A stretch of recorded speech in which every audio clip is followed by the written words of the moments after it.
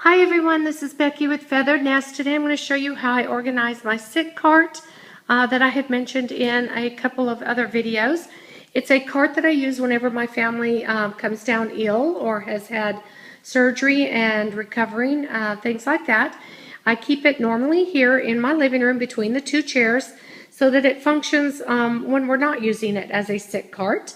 I use it just to, maybe stick a cup of coffee on if we're sitting in the chairs, things like that.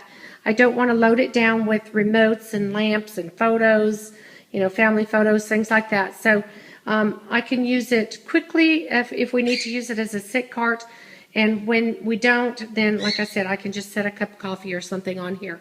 So what I do have on here is a box of Kleenex, and when we use it as a sick cart, I stick that box of Kleenex right behind me on my coffee table. I keep it in front of a floor lamp. That way I don't have to I need a lamp in this area, but I don't want to have to set one on here to remove if we use it as a sick cart. So it's rolled right here in front of this floor lamp. And I bought this. This is a what I call reverse shabby chic. It's the black distressed painted cart. I don't think they still have it because I've been using this cart since my kids were like 3 years old. So I have not noticed it there, but I haven't really looked either. So, but you can take any kind of, a tea cart or any type of cart, or maybe even just a small end table that you put wheels on, something that you can move around from room to room. And when I knew I wanted to set up a sick cart, that's what I did. I looked for certain things. I wanted storage. I wanted it to be on wheels. I wanted it to have a place for my fever cloths. And I wanted it to be high enough to roll up beside a bed or a sofa. So those are the things I looked for. So if you're going to look for a piece of furniture or any cart or anything like that, just keep some of those things in mind. So I'm going to go ahead and show you how I set it up. These are some very shallow drawers, and I made my own dividers just out of foam core board by cutting the bottom, the size of the drawer, and then I divided it I knew the things that I was going to put in here and kind of laid it out how I wanted it, and then stuck my hot glued my little divider strips into that. So this is a shallow box of tissue. The standard size did not fit in this drawer, and when I got the shallow one, I did the Velcro closure like you saw on my car video. If you saw that, you carefully open up one end, install the sticky Velcro, and then you can keep reinserting new tissue. Just open up an old box, pull out the stack through the end, and shove it into the new box. So there you go. That's how you do that. And then I also keep in here these little, here we go, these little alcohol wipes. You can find these in the diabetic section of any pharmacy. I use these to clean the digital thermometer because you don't want to be immersing that in water or anything like that. So that's what I use those for. And then I keep a bottle of, or a jar of the Vicks Vapor Rub, some fever and pain reducers, some lip balm, and some Germ-X to clean my hands off whenever I am, working with someone who's been ill. And this I pull out when someone's sick. I pull certain things out and set them on top so they're convenient. So the Germ-X is one of them. I can use that, pump the foam out and clean my hands after, taking temperatures and that sort of thing. And then I push this drawer in, and that leaves just enough room for them to grab their tissue if they need a tissue. And then on the other side, I have another drawer here. This is where I store the fever cloth. I get wet. It just feels better sometimes to apply that to a forehead on somebody who's got a fever, or if they've been vomiting, it feels good to put that on the back of their neck, things like that. So you don't want them to lay a wet cloth on their bedding, though, so that's why I looked for something that I could hang the fever cloth from.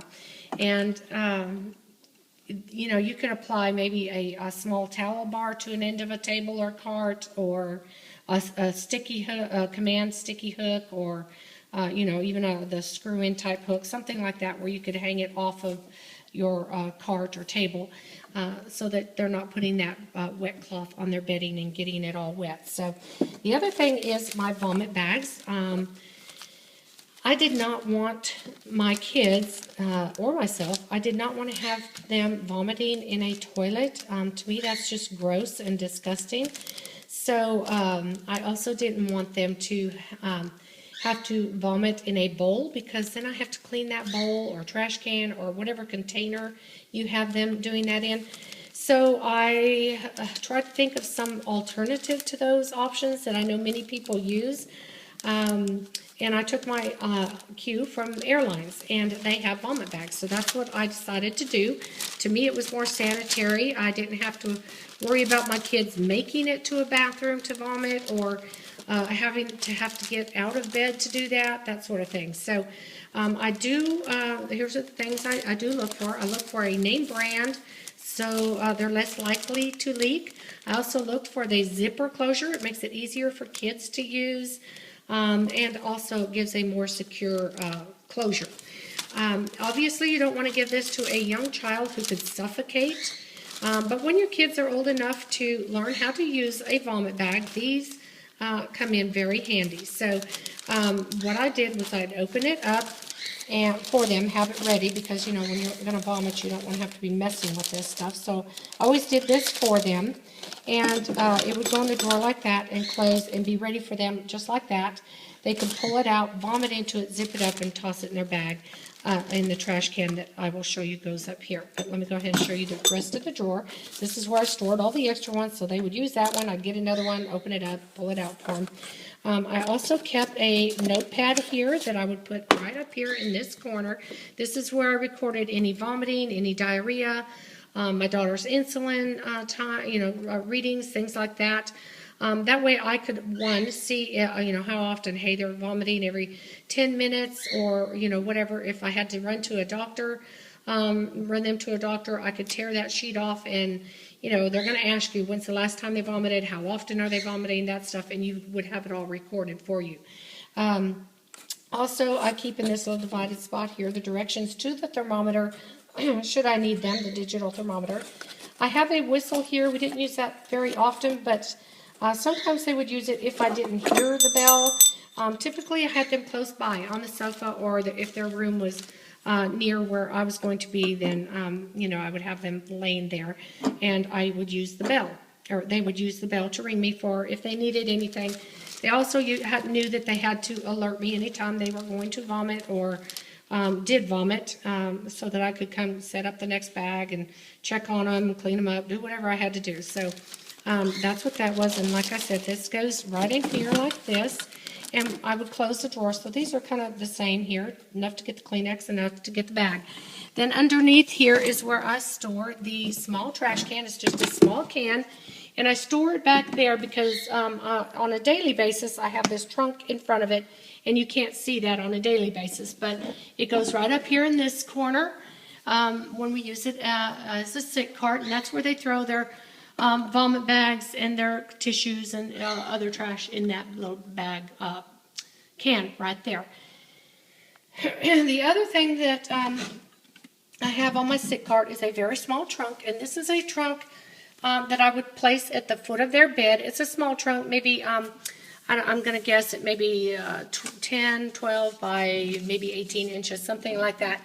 It's where I stored items such as coloring books, crayons, their favorite stories, their favorite videos to watch when they're sick.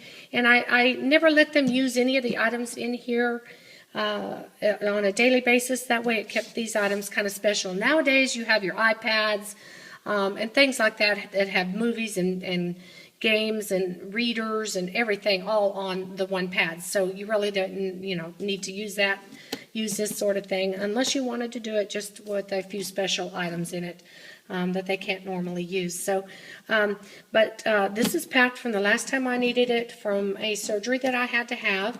And here we go. So what I have in that still is the insulated cup or beverage thing that you can put your drinks in, and that always went right up there. And then I store Gatorades in here. Whenever you've got someone who's got fever, diarrhea, vomiting, things like that, you have to replace their electrolytes. So That is what's in here. In any Gatorade and Powerade, just giving them water will not replace their electrolytes. So you want to make sure you've got those. And I always wanted to keep those stocked in here because I didn't want to find out that I couldn't get to a store to get them because they were sick. So I would keep this stocked, as we got older, not when they were young children. And then my husband's very good whenever I have surgery or sick. He usually tries to take off work and take care of me. But once I get to a recovery point of being able to do some things on my own, he will get my breakfast, go to work, come back, and be home in time to get my dinner. But at lunchtime, I would kind of be on my own. So I would get these cans of soup that were very easy for me to open. I didn't need a can opener or anything like that. I could pop the top, pour it in a bowl, stick it in the microwave, and I would have my lunch if I needed to do that. Also in this trunk, when my kids were young, I had capes, one for my son, one for my daughter. This is my daughter's. And it had just a little tiara. And this is just a short little shoulder cape. You don't want something they're going to get tangled up in or fall asleep and get strangled in, that sort of thing. But once they got to feeling better and, would sit up and eat a meal or whatever, they would put this on, feel a little more special, kind of have a little tea party. Sometimes we would do, it just kind of made them feel more like a little princess or a little king. I had a little king's type cape and a little more like a king's crown, not the tiara. So that's just a little idea for if you have a little girl in your family and a little boy. This is just a little medicine reminder that I used to use before now on my phone I have the several little alarm reminders that I can set for giving medications. So that used to be what I used to remind me to give them their medicine. I would just set it next to my sink and, it would help remind me to give them their cough medicine or whatever. I'm going to push this over here just to kind of show you what I'm talking about. See how easy that is to move because it's on wheels. And trying to get my pillow over here just to give you kind of a little mock setup here. So here's where your patient might be laying and recovering on the sofa, or you can roll it next to a bed, their pillows, blankets, and then you see how easy this is. You can reach, or they can reach everything. I can roll it into the kitchen. I can set their meal on a little tray by rearranging a little bit of this on here with their little tray of soup or whatever on here. So just makes it really easy to take care of somebody, and it functions real well. Their little trunk would be right here, and then when they were done with the tray, they could set it right down here on this shelf. When they're done with their food or whatever, and I can roll it in there and reset it up or clean it up or whatever I have to do. So just makes it really easy and convenient. A lot of my friends have taken my idea and used it and have also loved it. So I hope it helps you, and let me know if you take this idea and use it and if you like it. Have a blessed day, have a healthy life, and I will talk to you later. Thanks, bye.